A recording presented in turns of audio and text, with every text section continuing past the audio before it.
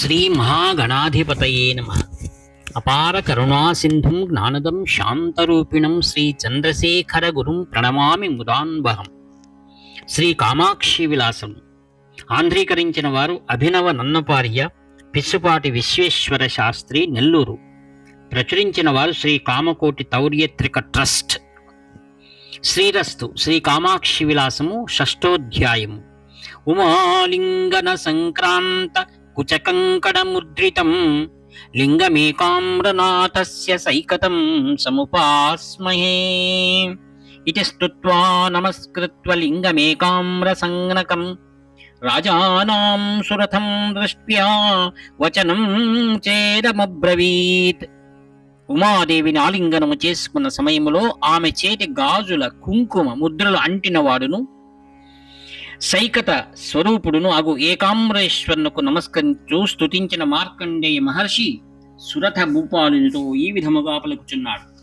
ఓ రాజా, భూమండలమందరి ఆ కాంచీ క్షేత్రమున శ్వేత ప్రభాను పేరు కల విష్ణువునకు దక్షిణ దిక్కున 48 అంశకముల దూరమున కాయాదిరోహణుడు పేరుగల శివుడు కలడు. ఆ శివునకు పడవర దిక్కున 32 అంశకముల దూరమున కన్యకేశ్వరుడు కలడు. ఈ కన్యకేశ్వరునకు ఉత్తర దిక్కున 25 అంశకముల దూరమున కైలాసనాథుడు అని పేరుగల శివుడు కలడు. ఆ కైలాసనాథునికి 25 అంశకముల దూరమున పూర్వము చెప్పిన శ్వేత ప్రభ అని పేరుగల విష్ణువు కలడు. ఈ 4 దిక్కులకు మధ్యన రుద్రుల ఆలయములు కలవు. కావుననే కాంచీ నగరమందలి వాయువ్య భాగమును రుద్రశాల అని అందురు. ఈ రుద్రశాల ఎందలు ఒక్క శివలింగమునకు అర్చన చేసినచో కోటి లింగార్చన ఫలము మరియు శివలోక ప్రాప్తి కలుగుచున్నది. రుద్రకోటి అని పేరుగల రుద్ర శబ్దము శివలింగము అని అర్థమును తెలుపుచున్నది. కావున ఒక్క శివలింగమును అర్పించిన కోటి లింగములను అర్పించిన ఫలితము కలుగునని రుద్రకోటి శబ్దము బోధించుచున్నది. అట్టి ఆ రుద్రకోటి క్షేత్రము అతి పవిత్రము. ఆ రుద్రకోటి ఎందు కాయాదిరోహణ శివునకు ఈశాన్య దిక్కున 5-6 అంశకముల దూరమున వికట అని పేరుగల గణపతి కలడు. ఆ గణపతి మొట్టమొదట విశ్వక్సేనునకు సుదర్శన చక్రమును వసంగినాడు. ఆ వికట గణపతికి ఉత్తర దిక్కున 1 అంశక దూరమున రసాల అనగా మామిడి వృక్షము కలదు. అచ్చట షణ్ముఖుడు కలడు. ఓ రాజేంద్ర, పూర్వము నేను అరసాల సేవనము వలన సంజాత జ్ఞానుడనైతిని. ఆ రసాలమునకు తూర్పు దిక్కున అంశమాత్రములో ప్రళయ బంధిని అని పేరుగల దుర్గాదేవి కలదు. ఈ దుర్గాదేవి పరదేవత ఆజ్ఞతో గంగానది ప్రవాహములను ఆపుచు అక్కడ ఉన్నది. ఈమెకు దక్షిణ దిక్కున 10 అంశకముల దూరమున సంపత్కరి అని పేరుగల దుర్గ కలదు. ఈమె ఋషులకు హితము చేయందలంచి గజాసును హతమార్చినది. ఈ సంపత్కరి ఈ దుర్గకు పరబర దిక్కున 10 అంశకముల దూరమున రేణుకా దుర్గ కలదు. ఈమె అంబుజ వల్లీధారుని. ఈమె జంబుకుడు అని పేరుగల బ్రాహ్మణునికి పోయిన కన్నును వసంగినది. ఈ పేరుగల రేణుగా దుర్గకు దక్షిణ దిక్కున 25 అంశకముల దూరమున వీరవరేశ్వరి అని పేరుగల దుర్గ విరాజిల్లుచున్నది. దక్ష యజ్ఞ ధ్వంసము గావించిన వీరభద్రుని కోపము తగ్గించిన తల్లి ఈమె. ఈ వీరవరేశ్వరి దేవికి తూర్పు దిక్కున 10 అంశకముల దూరములో కాయాదిరోహణుడు అని పేరుగల శివుడు కలడు. ఈ శివుడు పూర్వము యయాతి రాజునకు సా శరీర స్వర్గమును వసంగెను. ఈ కాయాదిరోహణ శివునికి ఈశాన్య దిక్కున 36 అంశకముల దూరమున జ్వరహరేశ్వరుడు అని శివుడు కలడు. ఈ దేవుడు పూర్వము దేవతలకు ఋషులకు కలిగిన మహేశ్వర జ్వర బాధను తొలగించిన. ఈ జ్వరహరేశ్వరుడు నైరుదిక్కున 10 అంశకముల దూరమున అనేకాపేశ్వరుడు అను శివుడు కలడు.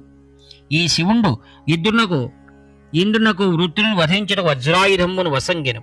ఈ అనేక కపేశ్వరునకు వాయువ్య దిక్కున ఏకాంశమాత దూరములో కైలాసము అను శివుడు కలడు. ఈ శివుడు పూర్వము తుండీర భూపాలను కైలాస నివాసమును కల్పించెను. ఈ కైలాస శివునకు దక్షిణ దిక్కున 6 అంశకముల దూరములో పశ్చిమేశ్వరుడు కలడు. ఈ పశ్చిమేశ్వరుడు వాలఖీల్యులకు రక్షోగణజాత భయములను పోగొట్టెను. ఈ శివునికి 24 అంశకముల దూరములో విశ్వేశ్వరుడు అని పేరు గల శివుడు వెలిసి ఉన్నాడు. ఈ విశ్వేశ్వరుడు తన పేరుతో తీర్థాన్ని ఏర్పరిచి దాని ప్రభావముతో గంగానది పాపమును హరించినాడు. ఈ విశ్వేశ్వరులకు దక్షిణ దిక్కున 5 అంశకముల దూరములో అవనకాంతేశ్వరుడు అని శివుడును గలడు. ఈ శివుడు అవనకాంతలకు ఖడ్గ శూలములను వసంగి ఉన్నాడు. ఈ ఔనకాంతేశ్వరునకు తూర్పు దిక్కున 10 అంశకముల దూరములో శ్మశానేశ్వరుడు అని శివుడు కలడు. ఈ శివుడు భండాసును వధించుటకై స్వశక్తి రూపిణికు చిచ్చక్తితే సకల విశ్వమును భక్షించినాడు. ఈ శ్మశానేశ్వరునకు నైరు దిక్కున పాండవులకు జయము కలగజేయనించి దూతకృత్యం నెరపి పాండవ దూత అను నామము వహించిన హనింగలడు. ఈ పాండవ దూతకు ఈశాన్య దిక్కున చంద్రగ్రీవుడు అను మాధవుడు కలడు. పూర్వం ఈ మాధవుడు తన కంఠమున చంద్రద్యుతిని ధరించి ఉండెను. ఈ చంద్రగ్రీవునకు ఈశాన్య దిక్కున శ్వేతవర్ణుడు అను జనార్దనుడు కలడు. ఈ జనార్దనుడు మొదట అంధకారమున చంద్రవర్ణుడు అను దైత్యునిచే ప్రకాశిందయ్యను. ఈ శ్వేతవర్ణ జనార్దనుకు ఈశాన్య దిక్కున చోరైకామ్రేశ్వరుడు గలడు. మొదట రుద్రుడు చోర శరీరుడై పిదవ లింగ రూపమును ధరించెను. ఆ చోరైకామ్రేశ్వరునకు పడమర దిక్కున 2వ అంశకమున నేను అనగా మార్కండేయుడు ఆ మహాదేవుని ఆజ్ఞతో నివసించున్నాను. నాకు ఉత్తర దిక్కున 1 అంశక దూరమున దేవశిల్పియకు విశ్వకర్మచే నిర్మింపబడినదియును శివునితో అర్ధాసనం అధిష్ఠించినదియును అగు ఏలాలక అను గంగ కలదు. ఆ చోరైకామ్రేశ్వరునకు ఆగ్నేయ దిక్కున ధవళైకామ్రనాయకుడు కలడు. ఈ దేవుడు శంకరుడు తన ఫాలనేత్రముతో చూచిన వెంటనే గంగా జలము నుండి ఉద్భవించి పిమ్మట లింగ రూపమును ధరించెను. ఈ ఈశ్వరునకు సమీపము తూర్పు దిక్కున వీరభైరవుడు కలడు.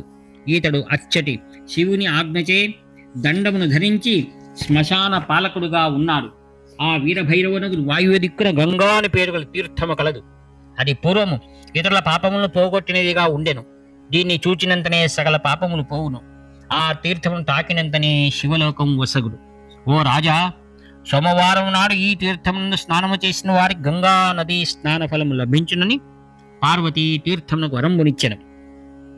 ఆ గంగా తీర్థమునకు ఆగ్నేయ దిక్కున మంగళ అని పేరు గల తీర్థము కలదు. అది పూర్వం కుజునకు అగ్నిరూప విమోచనమును గావించెను. ఆ కారణముగా కుజుడు ఆ తీర్థమునందు మంగళవారం స్నానము చేసిన వారికి సరస్వతి నది స్నాన ఫలం లభించునని వరమునిచ్చెను. ఆ మంగళ తీర్థమును నైరు దిక్కున జ్వరహర అను తీర్థము కలదు. పూర్వము దేవతలు ఋషులు ఈ తీర్థమును స్నానమాచరించి జ్వర విముక్తులైరి. అట్టి ఈ జ్వరహర తీర్థమున స్నానము చేసిన వారి కపిల తీర్థ స్నానం ఫలము లభించునని వారి తీర్థమునకు వరమునిచ్చిరి. ఈ జ్వరహర తీర్థమునకు వాయువ్య దిక్కున 6 అంశకముల దూరమున పాండవ నామము గల తీర్థము కలదు. ఈ తీర్థము పూర్వం పాండవులకు శ్రీకృష్ణుతో మైత్రిని కుదిర్చెను. అట్టి ఈ తీర్థమును చూచినంతనే సకల పాపములు పోవును. తాకినంతనే శివలోక ప్రాప్తి కలుగును. మొదట పాండవులు ఆరుద్ర నక్షత్రము ఈ తీర్థంలో స్నానమాచరించి తమ కోరికలు నెరవేర్చుకున్నది. ఆర్ద్ర నక్షత్రము ఈ తీర్థమును స్నానము చేసిన వారికి కృష్ణానది స్నాన ఫలము లభించును అని వారు ఈ తీర్థమునకు వరములిచ్చిరి. ఏ విధముగా రుద్రశాల ఎందు విఘ్నేశ్వరుడు, కుమారస్వామి, 4 దుర్గలు, 8 మంది శివులు, 3 జనార్దనులు, 5 ముద్రలు, 4 తీర్థములు శివుని ఆజ్ఞచే నేటికి ఇచ్చటకలు. ఇచ్చట నివసించడి వారందరూ కైలాసవాసులే. కాంచీపురమందలి వాయు భూమండలము భూకైలాసమును ఋషులచే చెప్పబడినది. ఈ క్షేత్రమును రుద్రశాల అని, రుద్రకోటి అని, కైలాసము అని, ఏకామ్రము అని, మహాశ్మశానము అని 5 పేర్లతో భూమండలమున ప్రసిద్ధములయ్యున్నవి. ఎవరు రుద్రశాలయందు క్షణము కాని అరక్షణము గాని నివసింతురో వారు సర్వ పాప విముక్తులగుదురు. నరాకారము దాల్చిన శివుని వంటి వారు అచ్చటి నివసించడి వారి కొద్దిపాటి ఉపకారము చేసిన వారు కూడా ఘోర నరకమునకు వెళ్ళక శివస్థానమునకు చేరి వారిలో ఒక బ్రాహ్మణుడు కలడు. వాని గురించి చెప్పెదను, సావధానముగా వినుము. పూర్వము కృష్ణానదీ తీరమందు ఏలాపురమునందు గౌతమ గోత్రుడు ఋగ్వేరియగు త్వక్కౌశికుడు అను బ్రాహ్మణుడు కలడు. అతడు చెడు పనులందు ఆసక్తి కలిగిన వాడు, దురాచారములు చేయువాడు, భ్రష్టుడు, దుష్టుడు. అతడు భూమి ఎందలి సంపదలను కొల్లగొట్టుకుంటేందు ఆసక్తి కలవాడై ధనాశాపరుడై ఉండేవాడు. ఒకరోజు యాత్ర చేయుచు మార్గవశమున్న ఏలాపరికి వచ్చిన వేదవేత్త, కర్మిష్టి, జ్ఞాని అయిన బ్రాహ్మణ బాలుడు వాహనము లేక ఎవరి సహాయము లేక ఒంటరిగా వచ్చున్న అతను తన ఇంటికి తీసుకుని పోయి డబ్బు కోరిన యువతులను చీనాంబరములను ఇచ్చి షడ్రసోపేతముగా భోజనం పెట్టుచు సంవత్సర కాలం సుఖంగా పోషించి అనంతరం భూ నిక్షేపమునకై బలి ఇచ్చిన. ఈ విధముగా ధనాశాపరుడై అన్ని రకముల భూతములను తన వశమును ఉంచుకుని అంజనముల ద్వారా నిధులను కనిపెట్టి అక్కడ బ్రాహ్మణులు మోసగించి వారిని బలి ఇచ్చి ధనము సంపాదించుండెను. ఒకనాడు రుద్రశాల నివసించిన బ్రాహ్మణుడు అచ్చటికి రాగా కౌశికుడు ఆ బ్రాహ్మణుడు దాహము తగ్గుటకై నీరు మజ్జిగ ఇచ్చాడు. ఈ విప్రుడు వారిని త్రాగి శ్రమను తీర్చుకుని తన తోమను తాను వెళ్ళాను. కొంతకాలం కౌశికుడు చేయి పనులను తెలుసుకుని రాజు వానికి సంకెళ్ళు వేసి బంధించి కారాగారమును బంధించను. కొంతకాలమునకు అతడు ఆ కారాగారం అందే మరణించను. అప్పుడు యమభటుడు కౌశికుని త్రాళ్లతో బంధించి అగ్నితోనున్న బండిలో పడవైచి ముసలములతో బాదుచూ కుంతలములతో పొడుచుచూ యమలోకను తీసుకుని వెళ్ళిది. వెంటనే రుద్రగణములు అక్కడికి చేరి ఆ విప్పుని విమానమును ఎక్కించుకుని శివపాద సన్నిధికి చేర్చిది. పిమ్మడి యముడు తన భటుల వలన జరిగిన విషయం తెలుసుకుని కోపోద్రిక్తుడై కౌశికుని తిరిగి నరలోకమునకు తీసుకుని వచ్చుటకై కైలాసమునకు వెళ్లి శంకరునితో, మహాదేవ, బ్రాహ్మణులను చంపినవాడు, చెడు పనులు చేయుచు నరకమును పొందినవాడును, దుష్టుడు, మహాపాపి ఈ బ్రాహ్మణుని విడువుము అని అనగా శంకరుడు, శమన, భూమండలము రుద్రశాల ప్రసిద్ధ పుణ్యక్షేత్రము కలదు. అచ్చట నివసించడం బ్రాహ్మణులకు ఈ కౌశికుడు నీరు మజ్జిగ ఇచ్చి దాహశాంతి చేశాను. ఆ నీరు మజ్జిగ నా ఉదరం ఇప్పటికీ గలవు. కనుక ఈతడు నా భక్తుడైన పుణ్యాత్ముడు, సత్కర్మాసక్తుడు అయిన శివుని పాదముల వద్ద చేరుట అర్హుడైనాడు. కనుక ఈతనికి నరకం ఏల కలుగును, కనుక వెళ్ళుము అని చెప్పగా శమనుడు భయభక్తులే కలవాడి శంకర్ నమస్కరించిన లోకమునకు తిరిగి వెళ్ళిపోయింది. కనుక రుద్రశాల నివసించి ప్రతివారు సదాశివులే. ఆ రుద్రశాల భూమండలమున భూలో కైలాసం వంటిది. ఈ రహస్యము నీకు చెప్పి తిని ఈ అధ్యాయం ఎవరు శ్రద్ధగా పఠించి వినెదరో వారు రుద్రశాలయం నివసించడి వారు పొందు ఫలమును పొందుదురు. ఇది అభినవ నన్నపార్య బిరుద భాసుర విశ్వేశ్వర విద్గ వివర ప్రణీతమును శ్రీ మార్కండే పురాణాంతర్గత శ్రీ విద్యాఖండస్థమును అగు శ్రీ కామాక్షి విలాసమున రుద్రశాల మహిమాను వర్ణనము అను షష్టాధ్యాయం సంపూర్ణం. హరి ఓం తత్సత్. వ్యాఖ్యాత మీ ప్రియమిత్ర నివర్తి నాగభూషణ శర్మ. 7483229249. హర హర శంకర, జయ జయ శంకర.